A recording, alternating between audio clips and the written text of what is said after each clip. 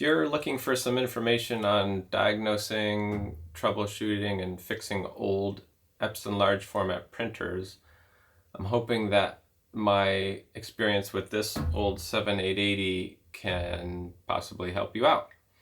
I'm definitely not an expert. I've learned all this through trial and a lot of error. So I'm hoping that my mistakes can help the next person with their old printer, so it's not destined for the parts yard like this baby. So I'm going to do a series of videos. The first one, we're going to take all the panels off and I'll show you how to get into the guts, and then in the next videos after that we'll kind of go through some troubleshooting and some repair. And yeah, check out the video links below, because there's other resources in there that I'll share with you guys. Okay, here we go. All right, so first I'm going to take off this paper spool, set that aside. And next I'm going to remove the 4 screws holding on this top panel.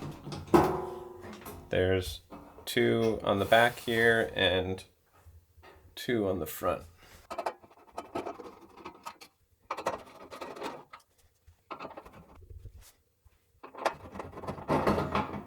Make sure you keep track of which screws go where. So this front panel is ready to lift off gently. Okay, so we're gonna push this print head out of the way. So we just pop this blue tab right here, slide it over,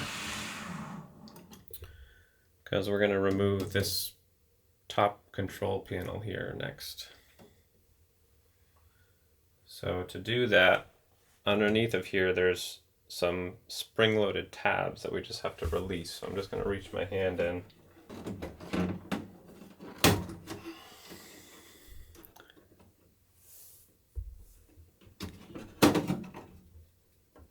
So here you can see those tabs. So basically from below, you just have to push them in like this to release the tab. The electrics connect back in here. I don't know if you can see that there. So you just gently pull that out without twisting it. That goes right in there. So when you're putting this in, you just want to make sure that you don't bend this tab, that you just gently push it in nice and straight. You just make sure it's lined up with all the pins. And then you gently push it in. And then you set this back in by first putting the front in like that, and then just clicking it down like that. Okay, so next we're gonna remove this lever. This is the paper lever. So we're just gonna undo that screw.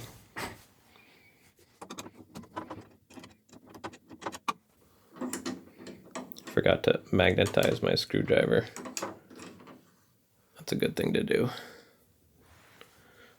So this is a great little product here that you can magnetize the tip of your screwdriver so you don't lose the screws in the guts of the printer.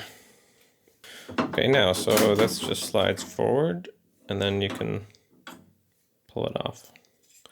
And then you want to make sure to slide it back, so that when we take the side panel off, it doesn't get stuck. All right, now we're gonna remove this tray here. I've already taken all the cartridges out. And just a little pressure on the side of that so I don't break it. Get off. Get off. All right,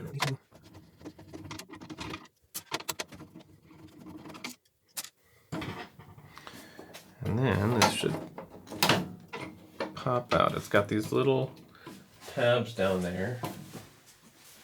So I'm just going to release those tabs with this little flathead screwdriver. Pop that one. And this one. There it goes. So out comes the cover. Alright, so now to get this right side cover off, we're going to remove this screw here. And this one. This one. This, behind this is a screw. We'll pop that off. And then there's several on the back here. 1, 2, and 3. We also need to pull out this maintenance tray.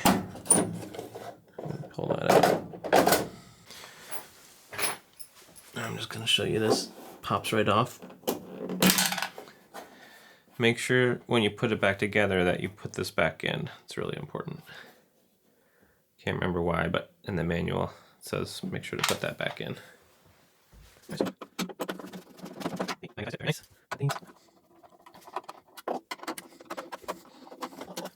Okay, all the screws are off. This should now pop off.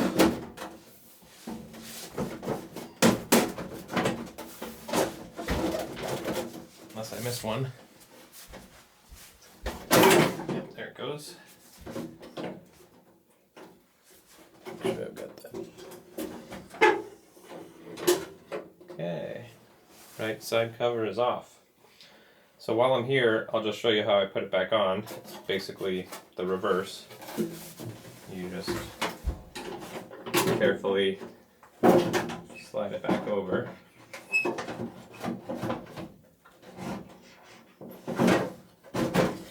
Just like that. And then you put all the screws back in, but I'm going to take it off. And there it comes. Alright, so we got the right panel off. Now to get the left side off, it's pretty much exactly the same. You shouldn't have to ever remove this left side, but if you do, it's the same procedure.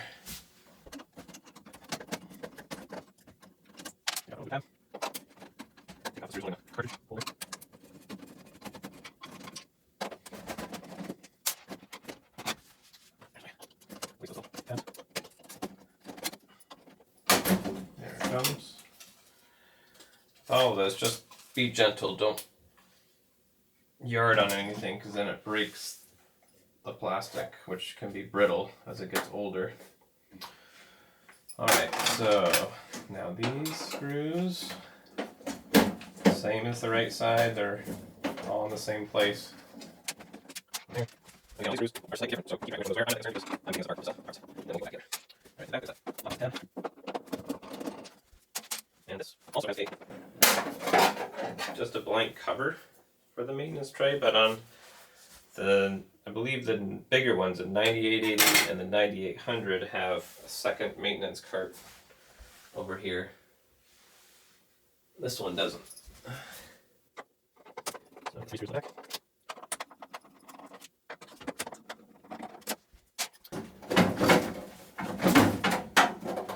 There it goes.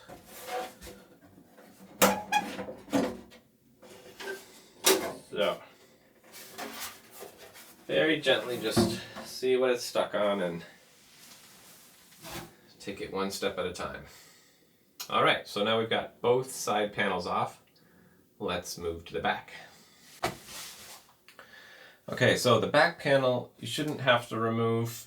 This is only like if you were going to replace the motherboard or the air pump, which is back here. I'll show you that in a later video, but most of the time you won't have to remove this or the left panel. Really, it's just the right panel that is the most service. But here we go. So there's 1, 2, 3, 4, 5, 6 screws, and then there's also 4 screws right around here where the connections are that also need to come out. And so here on top, right here, and up here. And it's down here. This IDFT port. And by land connection. This little gray cover plate that comes off. And then it reveals this metal plate below that. Okay, got all those off. So it's these, that one, and this one right here, not those guys.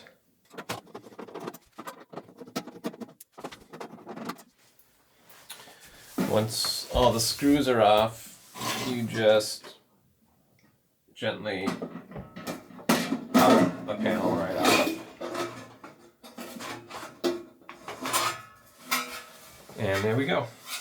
So that's the end of the first video here. We've taken the right panel off, the left panel off, the back panel off, so that in future videos when I'm showing you how to replace a certain part, you can refer to this first video for how to get those panels off. So thanks for watching and see you in the next one.